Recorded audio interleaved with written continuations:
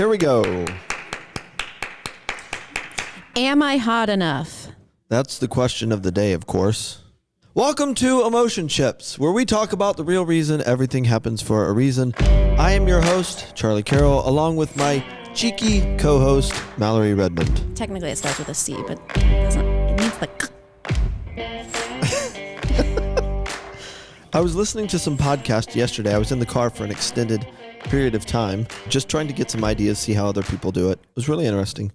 Listen to Tim Ferriss, some other different podcasters that have been doing this for a while. far longer than we have. I was in the car. I had to go up to northern Indiana to get a birthday present for a friend. Do you want to say more? Yeah, I'm going to say more. But shopping season is upon us. That's true. We're now in the thick of it.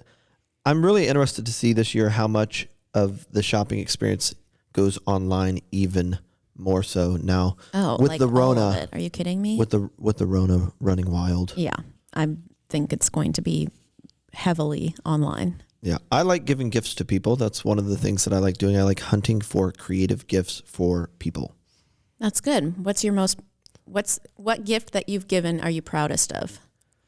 I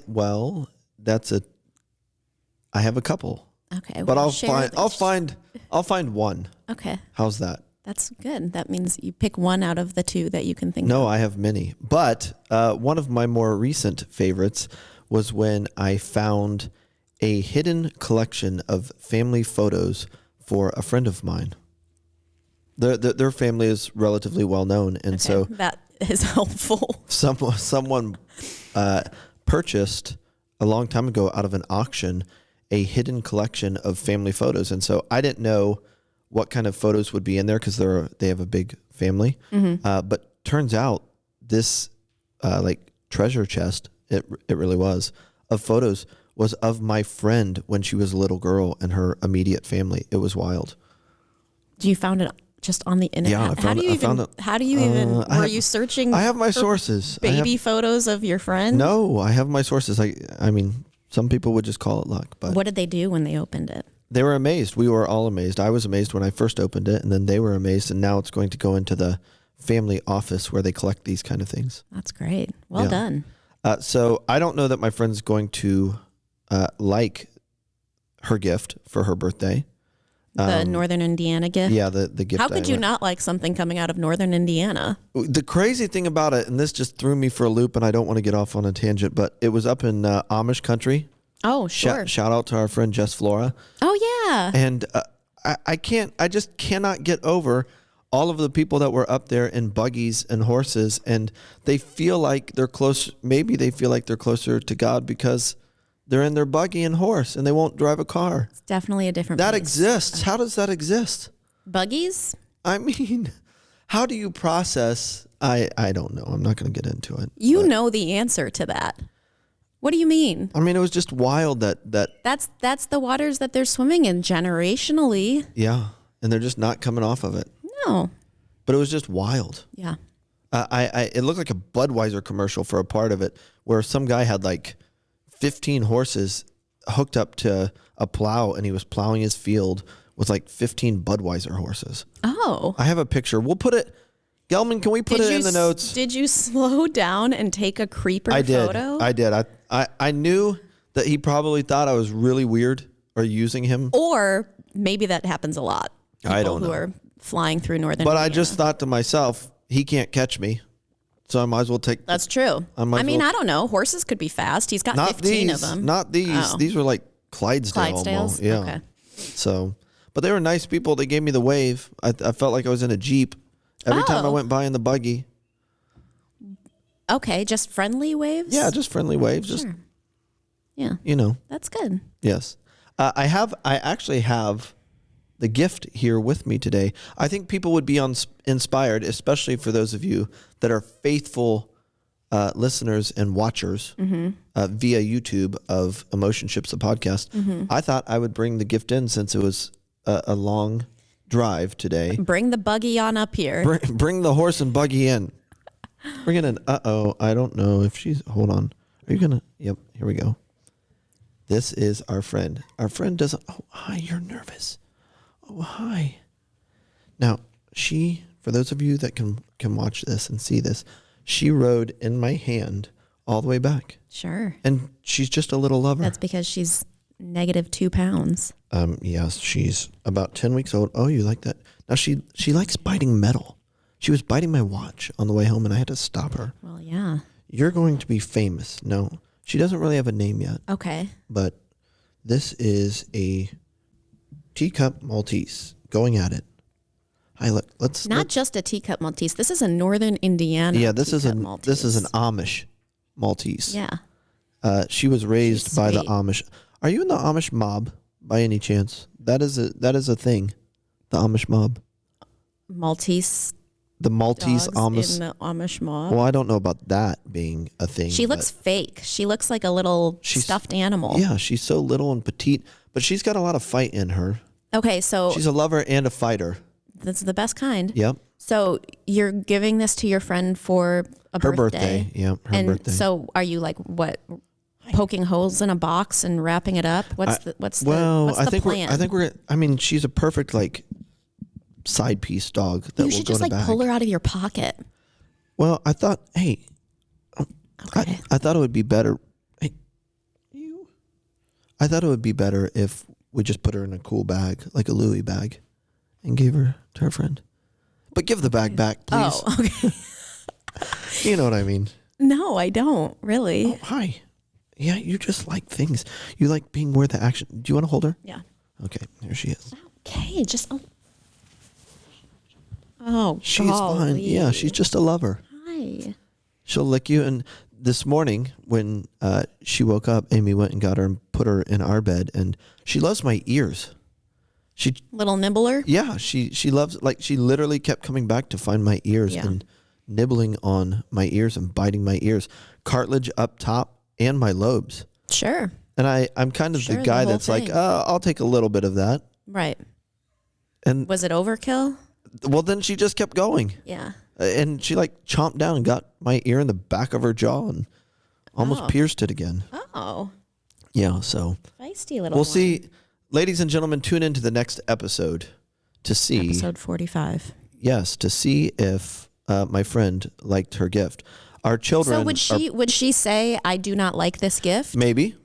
You can look at this face and say, I do not like this gift. I mean, I don't know. Okay, keep us My kids are posted. praying that she does not like her gift and gives it back. Oh, I'm sure. Yes, it was. I would love a little thing like this if I Didn't have to take care of it. Yeah. Yeah. kind of like my kids. It's wild how that works out. Wild how that works out. It's just constant. But Yes. Nothing but she's puppies sweet. here on the Emotionships podcast. Nothing but puppies. We love Cute our puppies Yeah. everywhere. She likes the mic. That a girl. So creative gift season is upon us. The thing about gifts is, honestly, it's not about dollars you spend, and people don't realize that. It's so not about dollars you spend. It's about thoughtfulness. Yeah. If I could bring it back to one thing, I would just say it's about thoughtfulness. And so if you have some friends that can buy themselves whatever they want, whenever they want to, you need to understand that it's all about thoughtfulness. You're a pretty difficult person to buy for. I'm sure you've heard that before. I've heard that before. I don't know that I believe it. How? What do you mean? Why wouldn't you believe that? Because it You just, admit that you buy yourself stuff that you want. you're sounding like my wife. I'm just like, I'm shocked that you don't think you're hard to shop for. If thoughtfulness is the main ingredient in the gift, then I don't think it's as hard. If it comes down to spending a decent amount of money for a gift, then it might be more difficult. Okay. Yeah. So it just comes back to, if you're shopping for someone that has a lot of stuff or buys themselves, they're afforded the opportunity to buy themselves something whenever they want it, then you just got to put a lot more time, a lot more thought into it. Mm-hmm. That's true. What makes them them? What is the season of their life that they're in, and how do I get something that just makes their day that much better? That's why in family Christmases you need to draw names, because otherwise that gets to be a lot of thought. We're big believers in that, but not everybody in the family are big believers in Our drawing family names. just doesn't even, we don't even do gifts. We don't even draw names. Yeah. We don't do gifts. Yeah. Well, It's amazing. that's because you're kind of like the Amish. Gifts are bad. I'm kidding. It's a joke. Of course the Amish give gifts. She is ready to roll. Oh yeah, she's spunky. All right, we're going to go ahead and let you off the podcast Okay, there. thanks for joining us. Little friend. Thanks for joining us, you little nameless pup. You nameless puppy. You'll have a name before. We'll be faithful to come back with a name here on Emotionships, the podcast, next time. Sure. We shoot or we tune in here, create another episode. Yeah, so thoughtfulness is important. And often I think we just forget that you don't have to.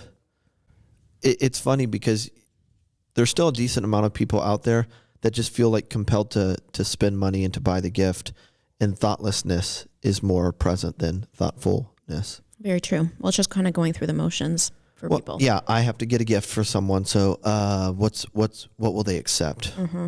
What is the least amount of money I have to spend and not look bad? Right. Unfortunately, we can default to that if we're not careful. Right. I love giving thoughtful gifts. Yeah. I love it. Me too. But that's why I like the hunt. It's not uncommon for me to start looking for gifts for certain friends that are hard to buy for, like not long after their birthday. Sure. I believe that.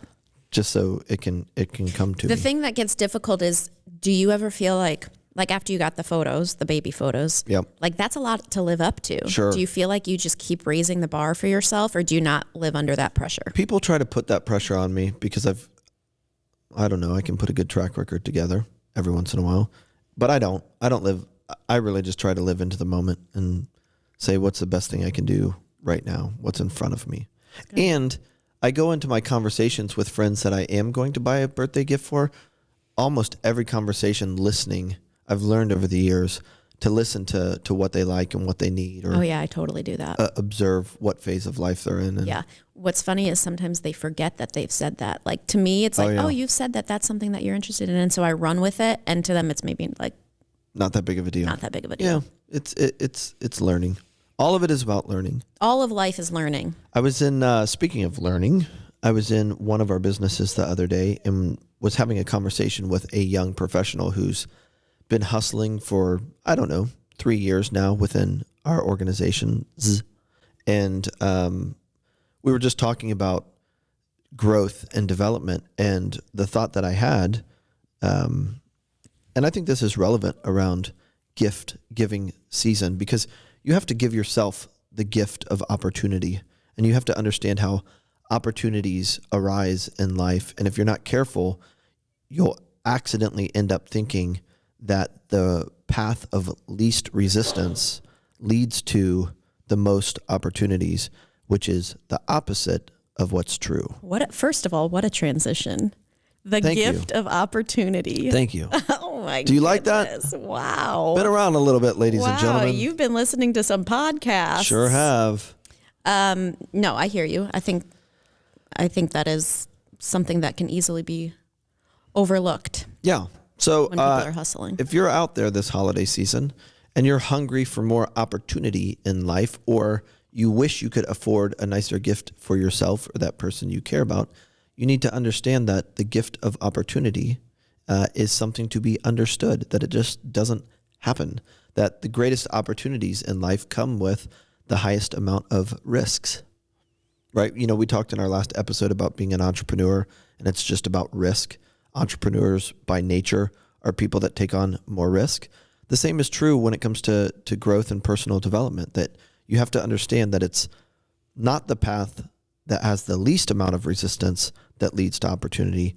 It's the path with the most amount of resistance. And so I was telling this young professional that I was thankful that I got put in insurmountable odds or impossible odds early in life, and that has really helped forge who I am, and therefore has created the opportunities that I've been afforded to have. That the more difficult the path, the higher the likelihood that you're going to experience great things in your life. Yeah. I think it's good to talk, to expand the conversation about risk and hardship beyond entrepreneurial life, because not everyone identifies with being an entrepreneur. Sure. And it's super important when you're an entrepreneur, but it's also just super important when you're a human being. And I think that a lot, especially now that I have kids, where it's like the temptation is to just like put them in bubble wrap and make life as easy as possible for them. But I know adults who were catered to as children, and it doesn't serve you very well. Yeah. Bubble wrapped children end up being depressed adults. You cannot shield your kids from everything and think they're going to be happy about who they are. I feel so bad for sheltered kids. Feel bad for them. They're going to grow up to be really, really disappointed. Yeah, for sure. You pay now or you pay later. The price for not going through hard times and knowing what you're doing now, or cultivating an environment where your kids appreciate difficult times, is they pay later. How do they pay? Nobody wants to be a part of their life. Right. It's interesting that we live in a celebrity culture, and I was looking up some statistics about it. Your chances of becoming a celebrity is about the same chances you have for winning $1 million lotto, which is 0.00084. Those are your chances of becoming a person that is famous, which is the same as your chances of winning a lottery that is worth $1 million or more.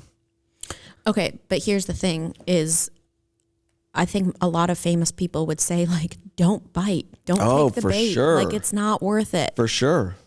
The idea that whoever you're looking at has it easy or has it better is so unhelpful. Yeah. There's an organization called ePoll Market Research, and they track celebrities. Like they measure statistics for celebrities, and it's a combination of I don't understand. What do you mean? Well, what kind of statistics? So it's a company that measures face recognition and voice recognition to determine those two things to determine if you're a celebrity. So like Brad Pitt, they'll ask a number of people, do you recognize this face? Or they'll say, do you recognize this voice? And they've boiled it down to 4,763 celebrities that they just track different statistics with here in the United States. And so they get into just like what that really translates to is your chances of becoming known, right, which we'll say is famous, are very, very slim. And the reason for that is because too many of us don't understand, like we don't know we don't know why we want to be famous, or the better way to say it is we don't know why we want to be known. The truth is everyone was made to be known. Mm-hmm. And because of celebrity culture and what we have access to through social media, which is about 1,300 celebrities or known faces and names every week that we're exposed to. But we just confuse that and don't understand how to take our inner desire, our deep desire for being known, and not have that lead us toward wanting to be famous. I can be known without being famous, and it scratches the itch of what I think is wanting to be famous. And it really just comes back to people want to be known. Well, and I think there's like being known is not just like being recognized. It is like an action. It's a relationship, right? Like we've talked about before, being public speakers, and in my, I've been writing for several years now, and people feel like they know me because I share my stories, like some pretty vulnerable stories, either via speaking or writing. And so people feel like they know me, but I don't feel it's like not reciprocal. Sure. Right. And so I think that's like a tiny fraction of what it must be like to be famous, where it's like, well, people know my stories. People know what I wore to dinner last night. People know, where I grew up. And yet, like, I could not be any lonelier. Sure. Yeah, that is a real thing. The difference between actually being known and our desire for being known. And celebrity culture almost makes you think that even if you are known because you have a blog or you're a recognizable personality from TV or radio, that you are known. That doesn't do it. Right. And that's why so many of those people that are known or famous are miserable. Right. I think I said 1,300 a week. It's 1,300 celebrities that we're exposed to a year. And it just leads us to believe that that's what it is all about. And so the reason I mention that is because if you were made to be known, then how do you go on the process, or how do you go on a journey to make sure that that happens and you don't fall into the trap of wanting to be a YouTube star overnight or an Instagram sensation overnight? And it comes back to, you've got to recognize this. If you want to feel the thrill or the effects of impossible odds coming from your life, then you have to put yourself in positions where you're up against impossible odds, that you have to take the path of least resistance. You have to embrace and want, or you have to take the path of most resistance and avoid least resistance in order to be put in a situation that grows deep character that people want to be a part of. And so if you just think about it from an elementary needs standpoint, what do you want to know about someone else? And it's not just general information. That could be a decent start, but like, you want to hear someone's story. You want to hear how they got through it. You want to hear how they survived. You want to hear why they're as deep or unmoving as they are. And so it just comes back to, and what I was saying to this young professional is like, if you're telling me that you want to see the impossible come from your life, you have to look for and embrace the impossible when it comes to the development of your life. And so I was telling him that I'm thankful that I was put in some very difficult situations early on in my life that I couldn't get out of, because it's really not until you feel like you can't get out of it that you're going to be pushed past your limits. And so that's why one of the podcasts, I walked into Table 33 and saw a friend in there, and he told me that he had just started a podcast. And so while I was on the road yesterday, looked it up, and the first one that I listened to, he's interviewing a Navy SEAL, and they're talking about Bud's week or the boot camp that they go through to see if someone can survive. Mm-hmm. And it's like, that's it. They push, those men to their limits and try to get them to quit. And it's that kind of situation that you have to go through if you're going to have a life that other people want to be a part of. And I think culturally, big business and industry tries to create some sort of a narrative that you deserve not to go through those times, or poor you, this never should have happened to you. You're never going to be happy with your life if you don't go through things you feel like you will not survive. Right.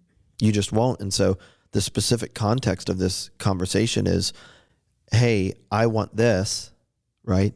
And I was saying, nope, you're not going to get that. Right now, it's not what's good for you. What do you mean? Need Like to embrace difficulty. You wanted a particular responsibility. Just wanted to go in a direction where he wanted to be a certain part of the organization, and the idea was just like, no, I want to put you in a situation where you have to embrace difficult, and right now is just not the time that you get to do kind of this hobby fun side of the job. That'll come in time. You need to lean into and embrace difficult and continue to pursue the things that aren't always the fun things and master those, so that you have these tools and this mindset that's going to take you further in life. Mm-hmm. And it's just like with our children and our grandchildren, the human body is resilient, and the energy that is out in the universe that is positive in nature is unlimited. And so, good opportunities and great connections aren't accidents. We talk about the energy that surrounds, ideas here at Emotionships, or that's just out there waiting to be grabbed out of the air. That comes from embracing difficult. And there are things that other people say, there's no way I could ever do it, that other people say, I'm going to do it even if it kills me. And then all of a sudden they're rewarded with that because they viewed the impossible as an opportunity to have impossible come from their life. Mm-hmm. There's somebody listening to this that's, 70 years old. A large percentage of 70-year-old people think that their life is kind of winding down and they're done. There's a 70-year-old out there that listens and says, I'm just getting started. And there's a reward for that person, not just because they have the idea, but the idea gets them started on a journey that they can accomplish things other people can't accomplish. Mm-hmm.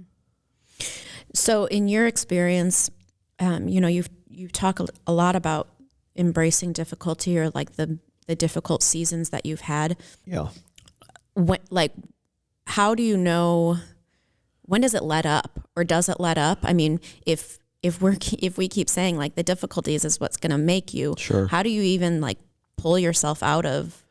I feel like it could get a little bit like you're trying to create difficulties and are unable to enjoy, like there can be seasons of rest and bliss and like ease. Sure. Or maybe can there? Well, I think it's seasons, right? That every life, it's seasonal, that you're always going to have a springtime in your life where things are growing and you're seeing new things and smelling, new fragrances from what is growing. And it seems brighter because you're coming out of a darker season of winter.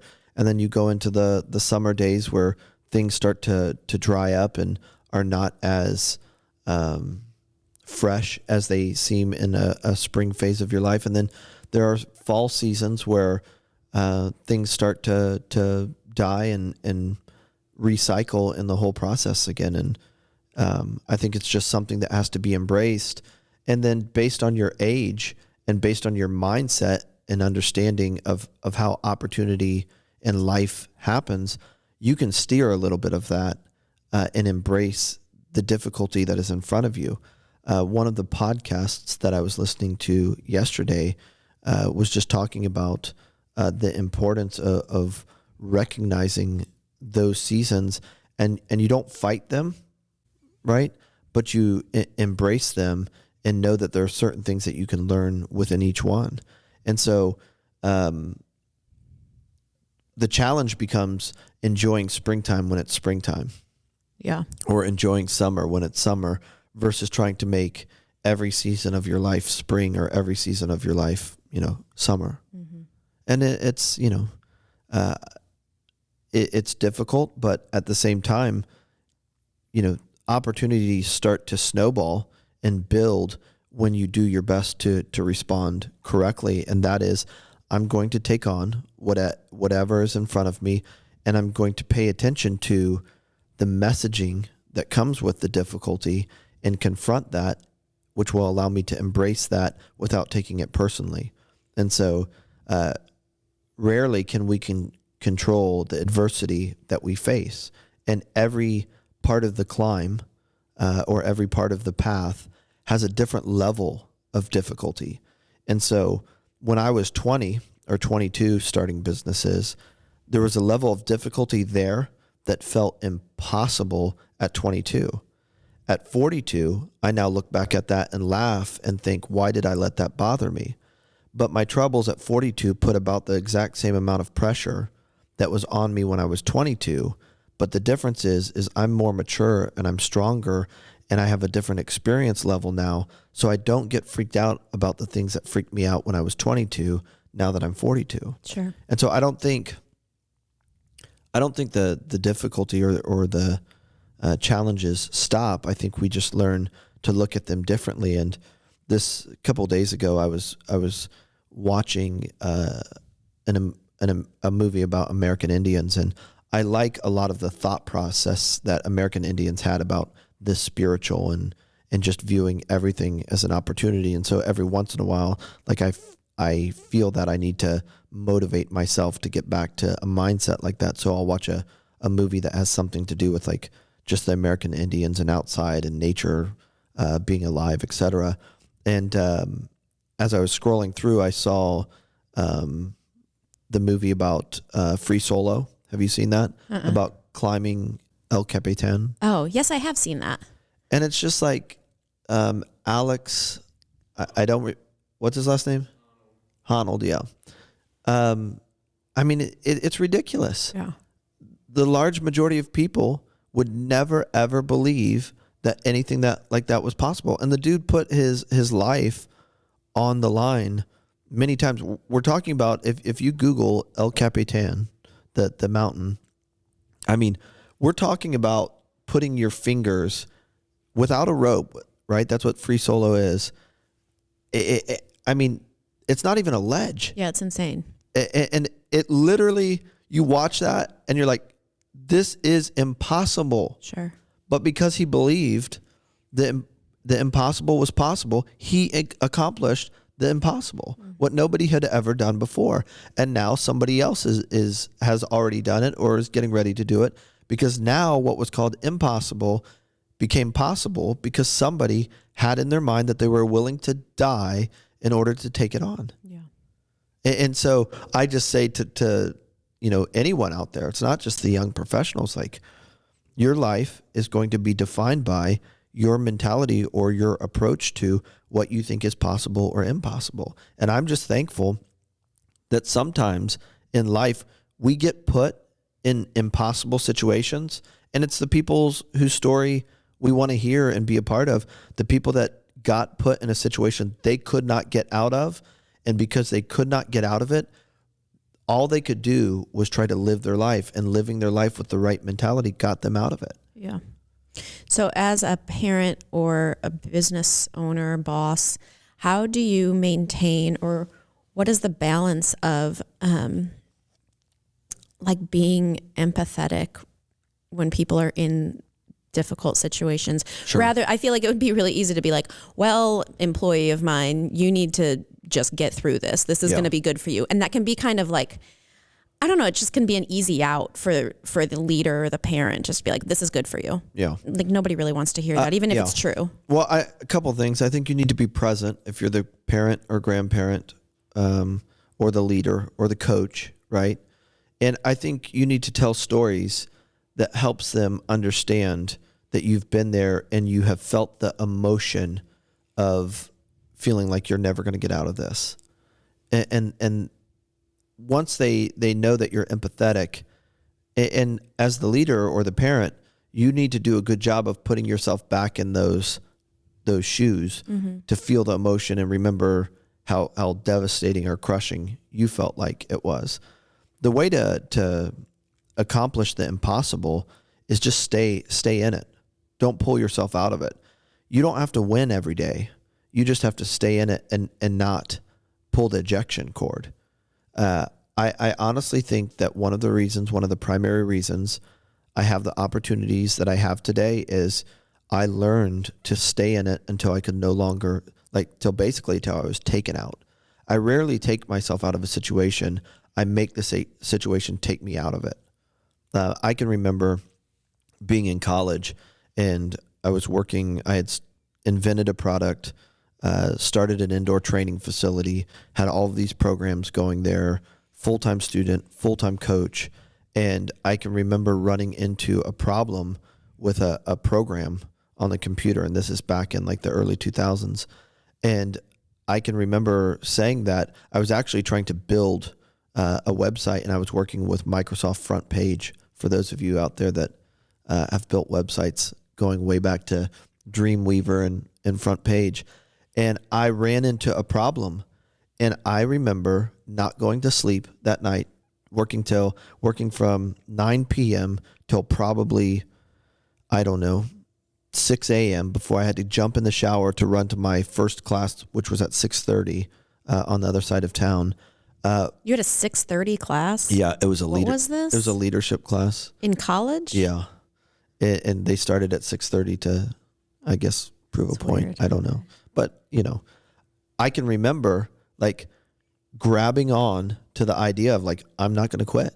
And not long before I had to go, I figured out what it was.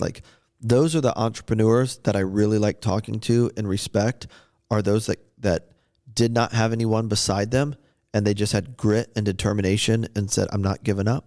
I'm going to figure it out. And when you do that, you learn things. Mm-hmm. I often think this way when, have you ever been to a Cirque du Soleil show? Yes. Yeah. I mean, sometimes I think that I've got it hard or that I've mastered some sort of skill.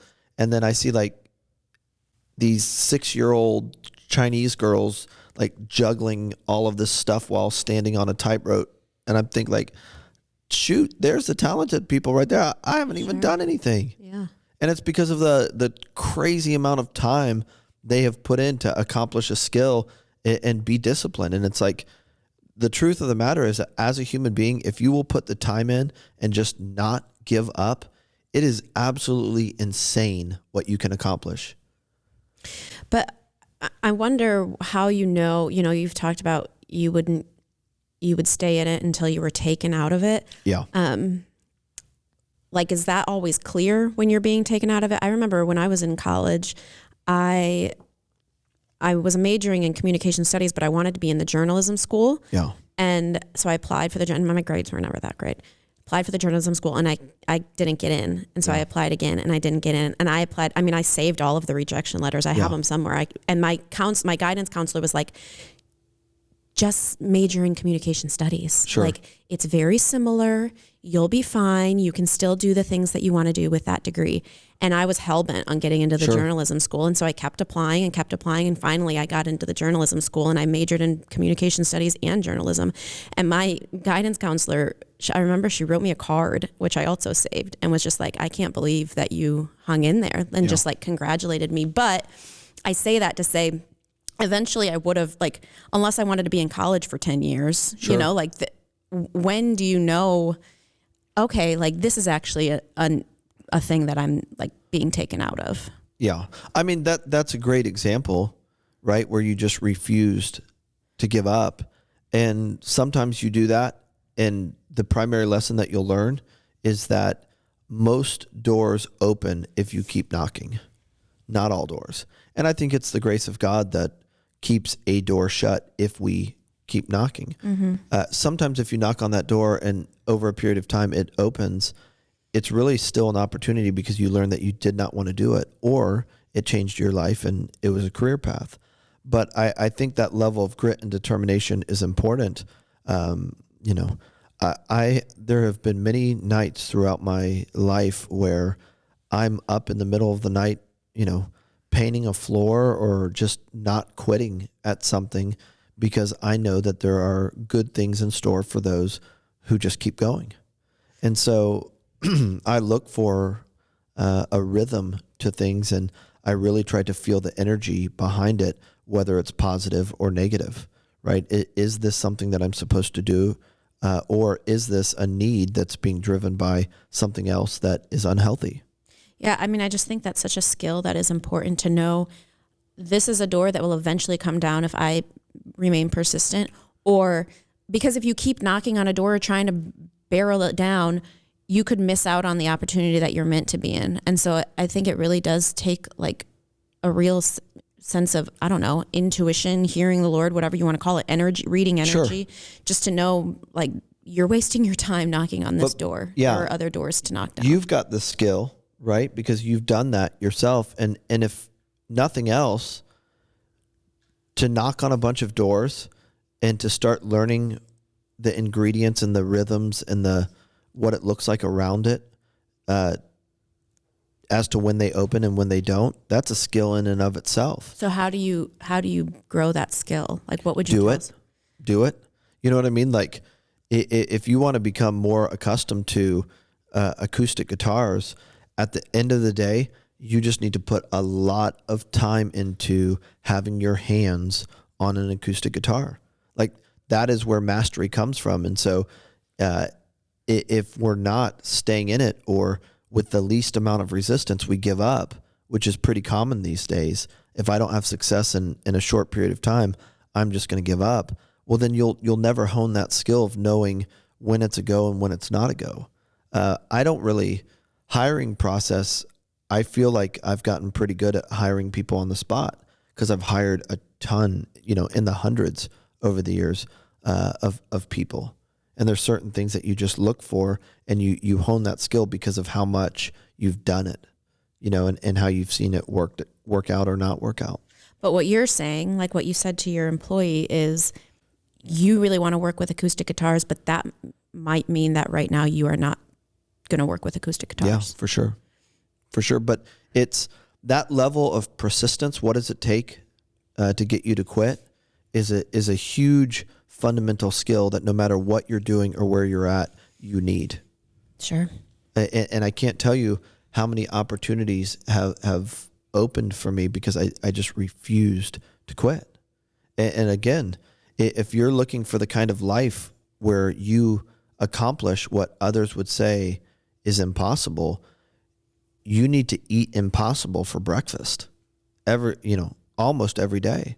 And so here recently, the county and the city to which we live in came out and said they're putting out a stay home advisory. Well, there's a lot to be said about that, but every restaurant in this county, and specifically in the downtown area or in the city proper, has to figure out what to do about that. Sure. I mean, it's a huge setback that will put a number of people out of business. We could talk about, the people making the decision and whether or not they see all of the risks and liabilities there for the city, and we could have different opinions about that. But at the end of the day, the reality is the reality from, it's been set now, and I think it goes till December 17th, that they're trying to encourage people to stay home. Yeah. And it's like every restaurant, and somebody says, oh, well, this is right. And lives are on the line. And that's true. But there's a lot more on the line too that represent people's lives.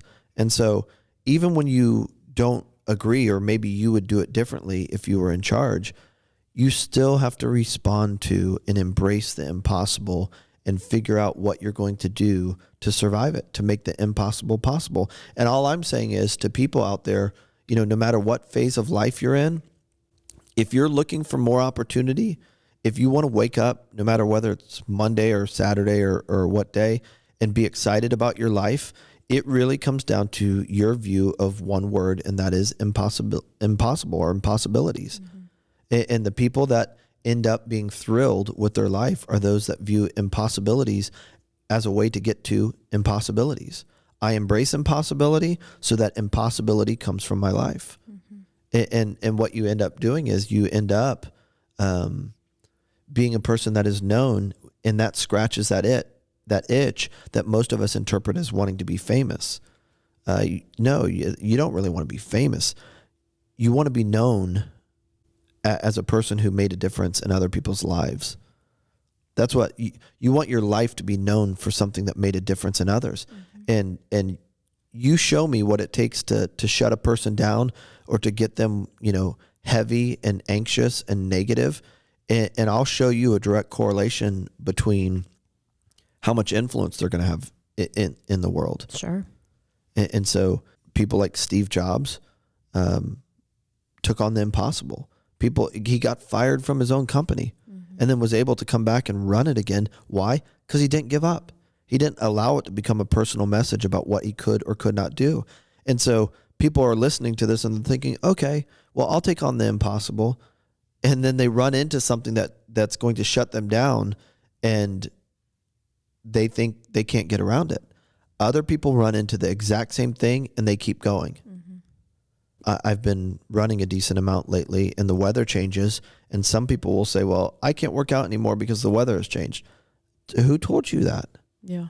Either do it inside, figure a different way to do it, or put your hat on and get out there, get after it. And so it's not just like, we've got to be careful with that word impossible, because impossible is different to different people, right? And the people that find the biggest rewards in life are the people that more people thought something was impossible. 1 million people approach it, say it's impossible. One person approaches it and says, that can be done. Sure. Again, I've said this on this podcast before. In the Jobs movie about Steve Jobs, where Ashton Kutcher is playing Steve Jobs, the movie ends with him putting his arm around his daughter that he had not been with, that he had been separated from, which is a reflection of him being separated from his birth parents. So there's this whole big, like, people can come back together. One generation can right the wrong of the next. And the movie ends with them walking together, and he has his arm around her. And for the time that it was being written, everything was on a CD, and you could get 10 to 15 songs on a tangible disc which is crazy that I even have to explain this because some people listening Don't know. have never experienced that. Sure. And that was the limitation. And so you had to have it like that. And, you put it in your car, or some of us had a Discman, which was weird. What do you mean? Those were amazing. It seems weird now. They would always skip. Yeah. Yeah. And so that being said, he puts his arm around her and he says, I'm going to put 1,000 songs in your pocket. Nobody up to that point in time had thought that was possible. Sure. And so now you carry a phone, and everybody thinks that like cameras on phones have always been a thing. And literally you can listen to 99.9% of all published songs from anywhere in the world at any moment from your phone, because somebody thought the impossible was possible. I don't know if you've ever read or gotten into like all of the different times that Abraham Lincoln failed. Oh yes, I've seen stuff like that. And it's just like, I was looking some of this up, and so someone was listing like 1832 lost his job, 33 failed in business, 35 his sweetheart died, 36 had a nervous breakdown, 38 defeated for speaker, 43 defeated for nomination at Congress, 48 lost renomination, 49 rejected as a land officer, 54 defeated as U.S. Senate, and like it just keeps going. Mm-hmm. And the only reason you know him is because he became president after not quitting. Right. And so it's like there's a direct correlation between your willingness to approach the impossible if you're going to accomplish the impossible. And so skill sets that I think people need is, the ability to ask themselves questions. Who told you that? Well, I can't do that. Who told you that? That's impossible. Who told you that? Right? And follow the inner desire to go create something, to do something. But then make sure you have people in your life that won't let you get what you want or what you think you need. Yeah. Find the people that have taken on, that have a track record of dealing with impossible, and ask them. We've wasted a lot of money. We've wasted some time, and we'll tell you what to do and what not to do. I think that's so important to be aware of because I think there are many of us have people in our lives who, out of love for us, want to try and like pad us. Sure.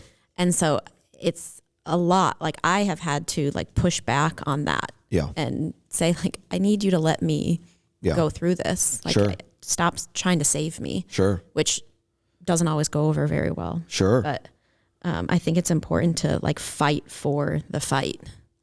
Well, yeah, for sure. And parents don't always know or understand. Same thing with grandparents and leaders and coaches, that you have, that don't steal the fight or the battle from someone you loved. And so often that person is projecting on their needs on us. Sure. And so it just comes back to, you're going to have to experience a decent amount of rejection, and you're going to have to go through a lot of situations where you feel like giving up and quitting if you're going to have the life that you want to have. Sure. If you want impossible, you have to embrace impossible. Can't say it enough.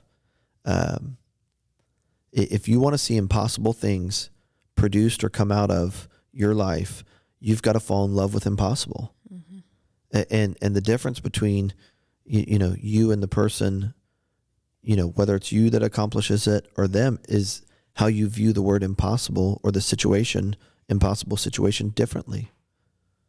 And so what are you up against today that seems impossible, that you just got to stay in it? Yeah. You know what feels impossible is having a baby. Yeah. I mean, I can imagine. A whole entire person that is coming out of your body. It's and insane. So I can just tell you, it feels, when I was going into labor with Evie, our oldest, it feels very, very impossible. And what I found going through, it was a very long labor, is like, you got to lean into the pain. Yeah. Like you have to lean into it. If you try and resist it, it makes it even harder. Yeah. And so I just like, you start to get, it's not easy. Oh my gosh. It's very painful. But you start to get into a rhythm, where when you lean into the pain and like the resistance, the difficulty, all of that, it actually like makes it easier somehow. Sure. Well, there's so much to be said about your mentality and your mindset is in the same area that your pain receptors are. And so, I told that story weeks ago about David Goggins when they were training in San Diego at Buds, in Hell Week for the SEALs. The guy next to him is starting to enter into hypothermia because the water's like, 51 degrees. And David Goggins is having a totally different neurological response. And the guy that's going into hypothermia says like, dude, what in the world is going on? And he said, because I tell myself I want it 10 degrees colder. It's not cold enough. And basically his biology responded to the same circumstance differently because David Goggins has trained himself. And this is what surprises people so much. Too many people out there don't realize that they have been trained. There is no general disposition or default position that we get. We inherit it. And too many of our lives, not to freak everybody out here, too many of us have a life that is totally built by the reality and words and beliefs of others. And because we have never questioned it, we have not seen new possibilities or think they exist for a long time. For sure. And so you can be in the same situation as someone else, and because they have a different mentality when it comes to what they think is possible or impossible, they get a lot more out of the situation. Right. So most of the things that we consider to be impossible are very possible. Just requires persistence. And a good person beside you makes a world of difference. For sure. Yep. The impossible can lead to the impossible. You have to learn to love the impossible. When I learned to love the impossible and spend a lot of time in those circles or in that environment, I learn impossible. And when I learn impossible, it's amazing how impossible becomes possible. That's a lot of Impossible. and impossible. Sure is. Until next time.